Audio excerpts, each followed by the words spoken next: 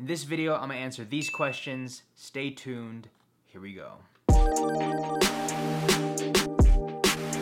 What's up, everybody? Chris Punsalon here, back with another video. In today's video, I'm gonna answer some questions that you guys sent in on Instagram, YouTube, and Twitter. Just know that the clips that I'm about to play you are from my podcast called The Prodcast Podcast. So if you'd like to listen to the full thing, it will be linked in the description. It's on SoundCloud, Apple Music. I think it's on Spotify. It's not. Also linked in the description is the full video version of the podcast. So if you'd like to see me in action, speaking to the mic and scratching my nuts, then that is also linked in the description on the new YouTube channel. But here we go. First question is from P.Youngs, and he asks, what's the best way to grow your audience? I think one of the most important things is figuring out who your audience is. I don't know why I said it like that. Figuring out who your audience is important. Back when I first started my channel, I was making vlogs, and it was really hard for me to answer like who my audience was. So I think that's why I had a hard time catering my content around a specific audience, because I didn't really have an audience. I was kind of catering to everybody. And then when I transitioned to making beat-making videos, I realized that most of my audience was gonna be producers. So I started focusing my content around the producer community and trying my best to bring as much value as I could to the producer community by showing my screen, letting you guys know what the plugins that I use, what VSTs I use, what equipment I use, what works for me as a producer, what doesn't work for me as a producer, and stuff like that. So number one is figuring out who your audience is, and number two, I'd have to say consistency. I think consistency is super important. That's why I did the 365 challenge, to just push my consistency and just to upload frequently. And I think uploading frequently is what grew my Instagram and my YouTube page. I think since July of last year, I've been uploading a video to the YouTube channel 3 to 4 times a week, nonstop. So I think that's how I got to the subscriber count that I have now, and to the Instagram and Twitter followers that I have now. So the two things are knowing your audience and consistency. Next question is from Malai Music, and the question is, were your parents cool with you doing music full-time at first? If not, how'd you convince them? I think at first, when my parents found out that I was making music, I don't necessarily know if they were cool with it. They definitely acknowledged that I was doing it, because they would ask me questions here and there, but I don't think they knew that I was trying to pursue it full time.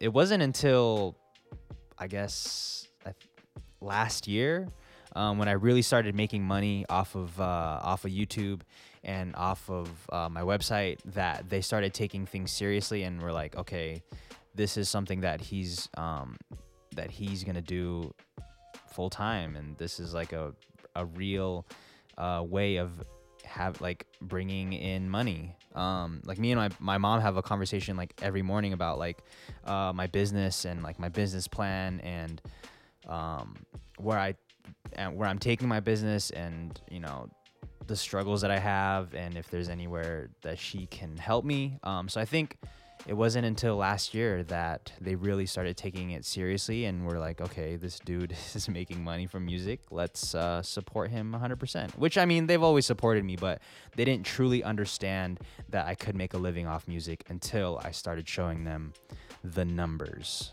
if you know what I'm saying. Next question is from T. Gene Music, and the question is, how do you stay motivated to create daily?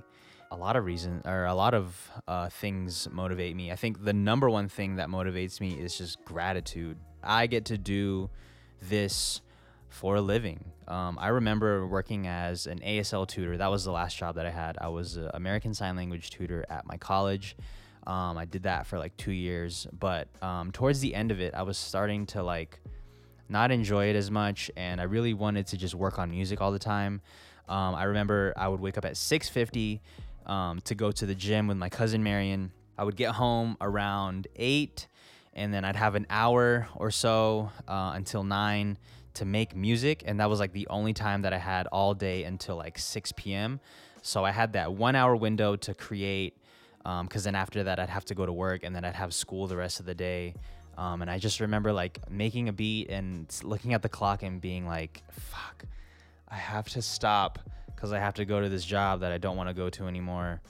And I was like, man, I can't wait for the day that I can just create. And I think I had that at all my jobs. Like when I worked at Kohl's, I would just be on the clock, like just thinking about making music.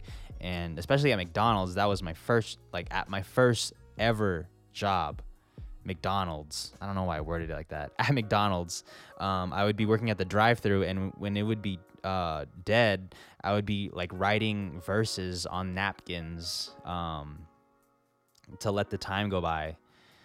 Just thinking about making music. And yeah, so that desire to like create while doing something else that I don't want to be doing, like I think I carry that with me, and that's what motivates me to keep creating now. It's just like, yo, I did it, man. I get to make music for a living. Next question is from Okami Music, and the question is, how do you deal with critics/haters online? I've been getting better at not taking things personal when people say stuff to me on the internet. Like when people like call me whack or say that I make weird faces or say they don't like my music, like that's easy to get over. I think the one thing that is hard for me to not take personal is when people completely misunderstand me as a person, which I get. Like you it's hard to understand somebody within like a 6-minute, 7-minute video. Like there's so much context that you need of a person to like get what they're saying.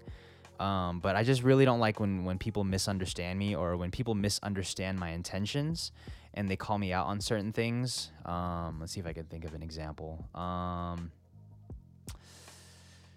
Shit, you know when you're like put on the spot to like give somebody an example of something, you can't think of anything. I don't know. I just don't like when people misunderstand my intentions or what I mean when I put stuff out on the internet. That's the one thing that I feel like I can't get over. Like I can get over all the people that call me whack and say I'm ugly, or yo, your beats suck, or yo, you're like, I don't know, say something about me like that. But when people misunderstand me on the internet, I think that gets to me, because I want to be understood, you know?